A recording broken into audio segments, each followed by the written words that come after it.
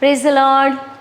बोले येशू मसीह की जय. बोले येशू मसीह की जय. हालेलुया. तुम्ही कसे आहात? सगळे आशीर्वादित आहात. ज्या ठिकाणातून, ज्या शहरातून, ज्या गावांमधून तुम्ही आम्हाला ऐकत आहात, पाहत आहात, देवबाप तुम्हाला आशीर्वादित करो. देवबाप तुमच्या प्रार्थना ऐको. खूप साऱ्या प्रेयर रिक्वेस्ट येत आहेत, खूप साऱ्या टेस्टमनी आमच्यापर्यंत पोहोचत आहेत आणि खरोखर देवबाप तुम्हाला आशीर्वादित करो. ह्या वचनाद्वारे देव तुमची भेट घेणार. Praise the Lord. कारण बायबलमध्ये लिहिलेलं आहे, जर आपण प्रेषितांचे कृत्य 1 अध्याय आणि 8 वचन आपण काढूया. वाचा. पण पवित्र आत्मा तुम्हावर येईल तेव्हा तुम्हाला सामर्थ्य मिळेल आणि यरुशलेमेत व सर्व यहुदियात व शमरोनात व पृथ्वीच्या शेवटापर्यंत तुम्ही माझे साक्षी व्हाल. आमेन. बायबलमध्ये लिहिले की पवित्र आत्मा तुम्हावर येईल आणि तुम्हाला सामर्थ्य मिळेल. Praise the Lord. मी तुम्हाला सांगेल, बऱ्याचदा काय होतं की काही लोक स्वतःच्या ताकदीवरती जगत आहेत, शक्तीवरती जगत आहेत. पण मी तुम्हाला सांगेल, ज्यावेळेस तुम्ही आत्म्याची मदत घ्याल, ज्यावेळेस पवित्र आत्मा तुम्हाला गाईड करेल, जेव्हा पवित्र आत्मा तुम्हाला शिकवेल, त्यावेळेस तुम्हाला खूप साऱ्या गोष्टी सोप्या जातील. Praise the Lord. तो तुम्हाला सामर्थ्य मिळवून देईल. बऱ्याचदा काय होतं, जर आपण वाचलं बायबलमध्ये रोमकरास 8 अध्याय आणि 26 वचन. त्याप्रमाणेच आत्माही आपल्या अशक्तपणात आपल्याला हातभार लावतो, कारण आपण प्रार्थना कशी करावी हे आपल्याला ठाऊक नाही, परंतु आत्मा स्वतः अनिर्वाच्य कन्याने आपल्यासाठी मध्यस्थी करतो. आमेन. आत्मा आपल्या अशक्तपणामध्ये आपल्याला हातभार लावतो. Praise the Lord. बऱ्याचदा काय होतं की जर आपण आत्म्याने भरलेलो नसेल, देवाचा आत्मा आपल्यामध्ये, आपण पवित्र आत्म्याने भरलेलो नसेल, किंवा देवाच्या उपस्थितीत कसं जगायचं, किंवा अन्य भाषेमध्ये प्रार्थना कशी करायची, हे जर आपल्याला माहीत नसेल तर थोडं आपल्याला स्ट्रगल करावं लागतं. पण ज्यावेळेस योग्य प्रार्थना, राईट प्रार्थना, तुमची स्वतःची, तुमच्या फॅमिलीची, तुमच्या कुटुंबाविषयी प्रार्थना काय करायची, कशी करायची, हे आत्म्याच्या गोष्टी कळतात. Praise the Lord. जो आपल्यामध्ये पवित्र आत्मा परमेश्वराने विसार म्हणून दिला आहे, जो पवित्र आत्मा आपल्यामध्ये राहतो, त्या आत्म्याला परमेश्वराच्या आत्म्याच्या गोष्टी कळतात की नाही.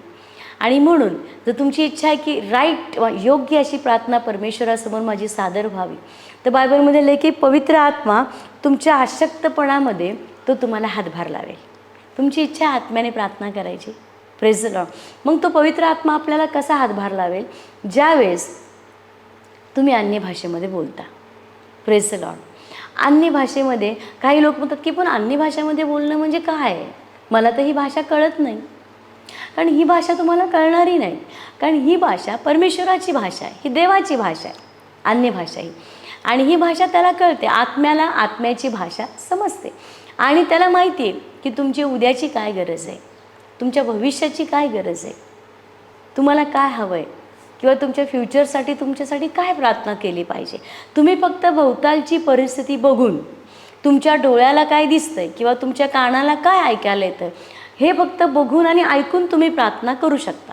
पण पवित्र आत्म्याला पुढचं सगळं भविष्य दिसत आहे ना, पुढच्या सगळ्या गोष्टी आत्म्याला दिसतात. आणि म्हणून आत्म्याने प्रार्थना करणं हे प्रचंड गरजेचं आहे. आणि आत्म्याने म्हणजे अन्य भाषेमध्ये प्रार्थना करणे. आणि पवित्र आत्मा आपल्या अशक्तपणामध्ये काय करेल? हातभार लावेल. पुढे वाचूया परत हे वचन. त्याप्रमाणेच आत्माही आपल्या अशक्तपणात आपल्याला हातभार लावतो, कारण आपण प्रार्थना कशी करावी हे आपल्याला ठाऊक नाही, परंतु आत्मा स्वतः अनिर्वाच्य कन्याने आपल्यासाठी मध्यस्थी करतो. अनिर्वाच्य कन्याने आपल्यासाठी मध्यस्थी करतो. Praise the Lord. आपल्यासाठी मध्यस्थी करणारा पाहिजे की नाही? मध्यस्थी कोण करत असतो? वकील. तर आपल्यासाठी वकील कोण आहे? पवित्र आत्मा आहे, प्रभू येशू आहे. तो आपला वकील आहे, तो आपल्या मध्यस्थी आहे. आणि तो प्रत्येक वेळेस परमेश्वरासमोर आपली बाजू मांडेल की बघ प्रभू. म्हणून तर काय लिहिलं आहे की तो तुमच्या अशक्तपणामध्ये तो तुम्हाला हातभार लावेल आणि तो तुम्हाला सांगेल की कशी प्रार्थना करायची, काय प्रार्थना करायची. आणि म्हणून आत्म्याने प्रार्थना करणं हे प्रचंड गरजेचं आहे. पण काही वेळेस काय होतं की ज्यावेळेस तुम्ही परमेश्वराच्या सानिध्यामध्ये बसता, उपस्थितीमध्ये बसता, काही लोक घोकतात तासभर, अर्धा तास त्यांच्या भाषेत सुरू असतं, प्रभू दे, प्रभू मला हे पाहिजे, प्रभू मला ते पाहिजे, प्रभू मला ते पाहिजे. अरे प्रभूने काय आपल्याला भिकारी नाही बनवलेलं, प्रभूने आपल्याला त्याची लेकरं बनवलेले आहेत. आपण त्याची लेकरं आहोत. आपण भिकारी नाही आहे की प्रभू मला हे दे दे दे दे दे दे दे. काही लोकांची फक्त एकच प्रार्थना, हे दे ते दे ते दे ते दे, हे पाहिजे ते पाहिजे ते पाहिजे. आणि प्रभू म्हणतो मी तुला माझा एकुलता एक पुत्र देऊन टाकला आहे, त्याच्याबरोबर ह्या सगळ्या गोष्टी इझी मिळणार तुला. आणि त्यासाठी काय करावं लागेल? आधी स्वर्ग आणि त्याचं नीतिमत्व शोधावं लागेल. त्याच्यामागं ॲटोमॅटिक जगातल्या प्रत्येक ज्या गोष्टीसाठी तुम्ही स्ट्रगल करताय, त्या सगळ्या गोष्टी तुमच्या पाठीमागे पळतील. पण झालं आहे काय? उलटं झालं आहे. आपण काय करत आहोत? परमेश्वराला मागे आणि गोष्टींना पुढे ठेवतो. हां, मला नोकरी पाहिजे, आधी मी नोकरीला जाईल. चर्च नको बाबा, कारण मला वेळ नाही आहे. बायबल वाचायला नको, मला वेळ नाही आहे. प्रार्थना करायला नको, कारण मला वेळ नाही आहे. ह्या सगळ्या गोष्टी आपण मागे ठेवतो आणि कामाला प्राधान्य पहिलं देतो. आणि मग आपण देवाशिवाय काम करतो आणि मग ते काम अतिशय अवघड बनतं. ते काम आपल्या ताकदीने जमत नाही आणि त्या कामामध्ये मग अपयश येतं. पण जर प्रभूला आधी ठेवलं, आपण परमेश्वराला पहिलं प्राधान्य दिलं, पहिल्या आत्म्याद्वारे आपण प्रार्थना केली, तर पवित्र आत्मा आपल्या योग्य त्या गोष्टींसाठी आधीच तो प्रार्थना करेल. देवाकडे आधीच तो आपल्यासाठी मध्यस्थी करेल आणि आधीच मग आपल्यासाठी तो मार्ग तयार करेल. Praise the Lord. आणि मग इझी गोष्टी होतील. तुम्ही म्हणाल की अरे मी तर या गोष्टी प्रार्थनाही नाही केली, पण या गोष्टी झाल्यात कारण पवित्र आत्म्याने तुमच्यासाठी मध्यस्थी केलेली आहे. Praise the Lord. तो तुमचा मध्यस्थी करणार आहे, तो तुमची बाजू घेणारा आहे, तो तुमची बाजू मांडणारा आहे. Praise the Lord. आणि म्हणून आत्म्याने प्रार्थना करणं हे प्रचंड गरजेचं आहे. कारण अजून एक वचन, रोमकरास 8 अध्याय 13 वचन माझा. रोमकरास 8:13. कारण जर तुम्ही देहाप्रमाणे जगता तर तुम्ही मरणारच, पण जर तुम्ही आत्म्याने शरीराची कर्मे ठार मारता तर तुम्ही जिवंत राहाल. आत्म्याने जर तुम्ही शरीराची कामं ठार मारता तर तुम्ही जगाल. Praise the Lord. आत्म्याने जगायचं. आत्मा जर तुम्ही देहात जगला, कठीण आहे जगणं. काळजी. देहामध्ये काय आहे? चिंता आहे, काळजी आहे, उद्याविषयी आहे, हे काय ते काय. पण आत्म्याला काय घेणं नसतं. तो म्हणतो की हो काळजी नको ना करू, प्रभू आहे, तो सगळं निवारण करेल, त्याच्या हातात आहे, तो सगळं नीट करेल, तो सगळं चांगलं करेल. Praise the Lord. आणि म्हणून आपण आत्म्याने जगणं हे गरजेचं आहे. तर बऱ्याचदा काय होतं की काही लोक म्हणतात की हो ज्यावेळेस मी अन्य भाषेत प्रार्थना करतो ना, त्यावेळेस मला असं वाटतं की ही मी काय बोलतो आहे, अरे मला तर काही कळतच नाही. आणि सैतान तिथे टपलेला असतो, तो तुमच्या बोलणार कानामध्ये, अरे तुला तरी कळतं आहे का तू काय बडबड करतोस, तुला तरी कळतं आहे का तू अन्य भाषेत काय बोलतो आहे. त्यावेळेस त्याला म्हणायचं ही तुझी भाषा नाही, माझीही नाही, ही भाषा माझ्या देवाची आहे आणि त्याला माझी ही भाषा कळते आणि त्याला माहिती आहे माझी प्रार्थना काय, आणि त्यामुळे मी तुझं नाही ऐकणार.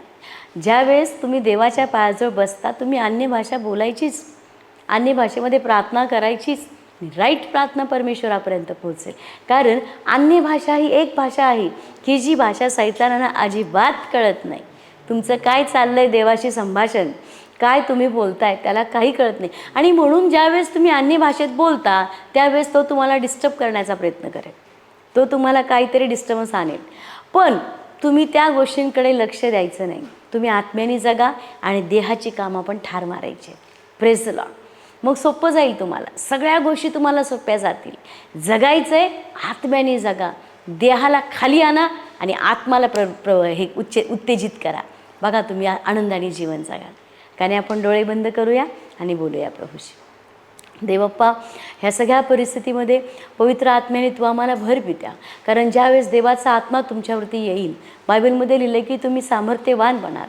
देवप्पा, आम्ही प्रार्थना करतो आज आमच्या जे ऐकत आहेत प्रत्येकानं पवित्र आत्म्याच्या सामर्थ्याने भरा, तुमच्या उपस्थितीने भरा पित्या, तुमच्या अभिषेकाने भरा. ज्यावेळेस ते प्रार्थना करतील प्रभू, पवित्र आत्मा त्यांना गाईड करू दे, पवित्र आत्मा त्यांना लीड करू दे. कारण आम्ही आत्ता रोमकारास पत्रामध्ये वाचलं पित्या की तो तुमच्यासाठी मध्यस्थी करेल, तो तुमच्यासाठी मध्यस्थीची प्रार्थना करेल. देवबाप्पा हातभार लावेल तुम्हाला. प्रभू आम्हाला मदत कर, ह्या सगळ्या सिच्युएशनमध्ये, आमच्या सगळ्या कुटुंबाच्या परिस्थितीमध्ये आम्हाला उभं राहायला शिकव प्रभू, आम्हाला उभं राहायला मदत कर पित्या. पवित्र आत्म्या तू आम्हाला गाईड कर, योग्य त्या गोष्टी आमच्या जीवनात, घरात, मनात, विचारांमध्ये घडून येऊ देत. आम्ही सर्व गौरव प्रभू तुला देऊन प्रभू येशूच्या नावात मागत आहे, आमेन. जर तुम्ही पहिल्यांदा मला पाहत असाल तर माझ्या मागे प्रार्थना करूया. प्रभू येशू, प्रभू येशू, आम्ही तुमच्यावर आम्ही तुमचा विश्वास ठेवतो. विश्वास ठेवतो. प्रभू येशू, प्रभू येशू, मला क्षमा करा. मला क्षमा करा. तुमच्या पवित्र रक्ताने तुमच्या पवित्र रक्ताने माझे पाप धुवून टाका. माझे पाप धुवून प्रभू येशू, प्रभू येशू, तू माझा तारणारा देव माझा आहेस तारणारा देव असा मी विश्वास ठेवते. आम्ही विश्वास प्रभू येशूच्या नावात प्रभू येशूच्या आमेन. बोला येशू मसीह की. उद्या याच वेळेस आपण भेटणार आहोत. पण तुम्हाला जर तुम्ही लांबून पाहताय आणि तुमची इच्छा आहे की आमच्या चर्चला व्हिजिट करायचं, please welcome. Vineyard blessed church, Ahmednagar या ठिकाणातून आम्ही बोलत आहोत. आणि तुम्हाला जर आमचा नंबर हवा असेल तर स्क्रीनच्या खाली आमचे नंबर आहेत, तुम्ही कॉन्टॅक्ट करू शकता. तुम्ही अहमदनगर या ठिकाणामध्ये रविवारी सकाळी 10 ते 1 वाजेपर्यंत आमचं चर्च असतं. तुम्ही या. देवबाप तुम्हाला नक्की आशीर्वादित करो. God bless you. थँक्यू.